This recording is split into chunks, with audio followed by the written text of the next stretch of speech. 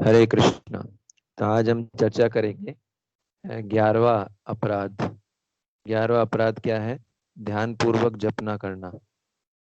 तो जप करते समय असावधान रहना ये भी एक प्रकार का अपराध माना जाता है। और शिला भक्ति विनोद ठाकुर बोलते हैं कि जो जो विक्षेप है, मतलब जप करते समय असावधानी हम बरतते हैं या जप करते समय अन्य वस्तुओं की ओर जब आकर्षण होता है, तो ये सारे अपराधों का मूल कारण है। इसलिए 11वें अपराध को मदर ऑफ ऑल ऑफेंसेस बोलते हैं। मतलब जितने सारे अपराध हैं उसका मूल कारण क्या है? 11वां अपराध। तो होता क्या है कि जप करते समय जब हमारा ध्यान अन्य वस्तुओं से आकर्षित होता है तो उसको विक्षेप बोलते हैं, विक्षेप। और जप में विक्षेप एक प्रकार का मोह उत्पन्न करता है, जिससे पवित्र नाम के प्रति जघन्य अपराध होता है, जिन्हें दूर करना बहुत दुष्कर होता है। तो ये मोह ही क्या करता है? धन, स्त्री, प्रतिष्ठा, सफलता व छल कपट की ललक का कारण बनता है ना। और जब ये भौतिक आसक्तियां हृदय को आच्छादित कर देती हैं, तो व्यक्ति नाम जप में रुचि खो बैठता है। ये मैं जो आपको बता रहा हूँ, ये हरिनाम चिंतामणि से। और श्रील प्रभुपाद जी एक अपने टेप में बोलते हैं कि यदि आप असावधान हो जाते हो तो ये अपराध है। आपको ये विदित होना चाहिए। इससे बचने का प्रयास करो। कृष्ण हमें कई ढंग से उनसे मिलने का अवसर प्रदान करते हैं। नाम रूप लीला परिकर।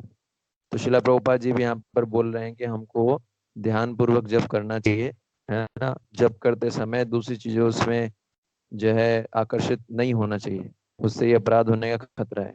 शिला भक्ति विनोद ठाकुर महाराज जो है 3 प्रकार की असावधानी का वर्णन करते हैं, है ना। पहला क्या है? उदासीनता। मतलब ये जो 11वां अपराध है इसमें 3 चीजें हैं। एक तो उदासीनता, दूसरा आलस्य, तीसरा विक्षेप। ये 3 जो बीमारियां हैं इसके अंतर्गत।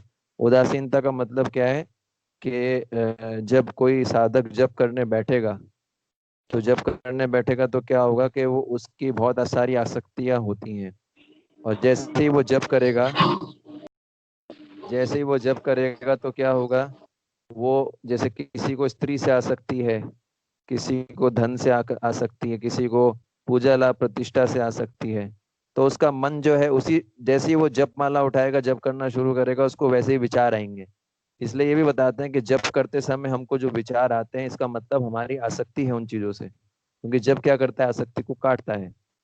तो जप करते समय जो है हमारी आसक्तियां होगी, तो जिसको उदासीनता बीमारी है उसमें क्या होता है? वो जप करने बैठेगा और उसको जो है अनेक प्रकार के विचार आएंगे, इंद्र तृप्ति के विचार आएंगे, और वो अंतर्मन से जप नहीं कर पाएगा। भले ही वो ज्यादा माला भी करेगा, लेकिन फिर भी उसको रस नहीं आएगा जप करने में, है ना।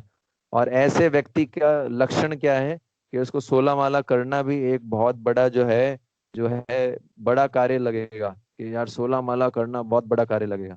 तो इस उदासीनता का इलाज क्या है? इस उदासीनता का इलाज है कि हम ऐसे वैष्णवों के संग में जप करें जो बड़े उत्साह के साथ, एकाग्रता के साथ जप करते हैं।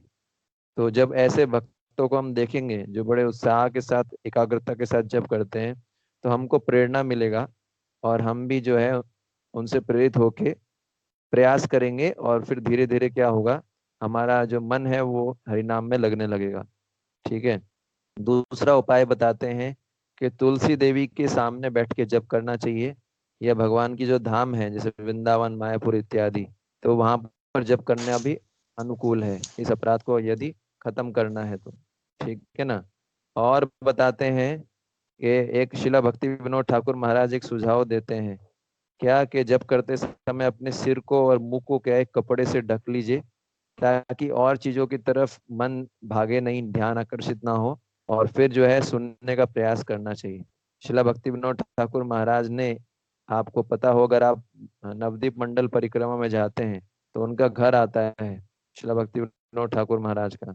तो उन्होंने एक स्पेशल रूम बना रखा था जिसमें बैठ के वो जप करते थे, भक्ति विनोद ठाकुर, है ना। तो श्रील भक्तिविनोद ठाकुर महाराज बोलते हैं कि एक बंद कक्ष में या अकेले बैठकर ध्यान पूर्वक नाम का चिंतन करना चाहिए। इससे भी क्या होता है, ये दूर होता है। ठीक है। और दूसरा बताया गया है आलस्य। आलस्य का बताया गया है दूसरा बीमारी। आलस्य का लक्षण क्या हुआ, है ना। जिस व्यक्ति को आलस्य होगा जप करने में, वो निरुत्साहित मन से जप करेगा, हरे है हरे। ना। वो हरे व्यक्ति राम जो है हरे राम। राम उत्साह के साथ जप नहीं कर पाएगा, वो निरुत्साहित मन से जप करेगा। ठीक है।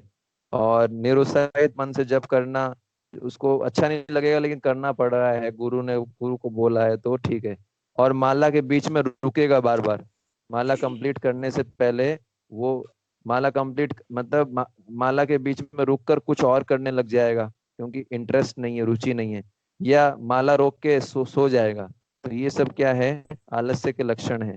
तो इसका उपचार क्या है, ऐसे वैष्णवों का संग करना चाहिए जो प्रजल्प नहीं करते हैं, समय वेस्ट नहीं करते हैं, बल्कि कंटिन्यूअसली जो है नाम नाम जप करते हैं और ध्यान करते हैं, है ना। तो ऐसे भक्तों के संग में जो है प्रेरणा मिलता है जप करने का। तीसरा बताया गया है विक्षेप। विक्षेप जो है सबसे खतरनाक है, क्योंकि ये आलस्य और उदासीनता का मूल है ना। विक्षेप से अनेक अपराध भी होते हैं। और इससे क्या है, स्त्री, धन, प्रतिष्ठा, सफलता और कपट प्रवृत्ति के आकर्षण को त्यागने में भी समस्या होती है। ये रोकता है हमको इन आसक्तियों को त्यागने से, है ना। विक्षेप का मतलब क्या है कि, है ना, मन जो है दूसरे विचारों पर केंद्रित हो जाएगा जब के अलावा। और इस अवस्था में मन क्या करता है, सांसारिक वस्तुओं में रत रहता है। और भले ही हम ऊपर से नाम जप कर रहे हैं, लेकिन मन नहीं लगता है। तो यदि इसका उपचार करना है, तो व्यक्ति को क्या करना चाहिए, वैष्णव एटिकेट, वैष्णव सदाचार के नियमों का स्ट्रिक्टली पालन करना चाहिए। और इन आकर्षणों को जो भगाने का प्रयास करना चाहिए। और शिला भक्ति विनोद ठाकुर महाराज एक और उपाय बताते हैं, व्यवहारिक उपाय विक्षेप को भगाने के लिए। वो बोलते हैं जैसे एक फेस्टिवल्स जो होते हैं, जैसे एकादशी है, जन्माष्टमी है, राधाष्टमी है, अनेक वैष्णव तिरोभाव होते हैं, उनको उत्साह के साथ मनाना चाहिए। स्पेशली एकादशी के दिन, फॉर एग्जाम्पल, जैसे व्यक्ति जो है पूरे पूरे दिन पूरी रात जप कर सकता है, वो सुझाव देते हैं बिना कुछ खाए बिना कुछ पिए। तो जब बिना कुछ खाए बिना कुछ पिए जप करेगा पूरी रात पूरे दिन, तो धीरे धीरे उसको जो है भगवान के नाम में रुचि विकसित होगा, है ना। और साथ साथ में वो जप कीर्तन के साथ, भजन के साथ, भागवत जैसे शास्त्रों का पठन भी कर सकता है, चर्चा भी कर सकता है। तो इस प्रकार से जब हम करते हैं, तो ये विक्षेप रूपी आकर्षण भी जो है, ये प्रॉब्लम है, ये दूर हो जाता है। कल एकादशी है, तो हम लोग 64 राउंड्स करेंगे, है ना। तो प्रयास करना है, अगर आप लोग के लिए संभव हो, जितने लोग इसमें हिस्सा ले सके। और कल 64 राउंड्स पे चर्चा करेंगे कैसे 64 राउंड्स करना है ना। हरे कृष्णा। जगत गुरु शिला प्रभुपाद की जय। निताई गौर प्रेमानंदे। हरि हरि बोल।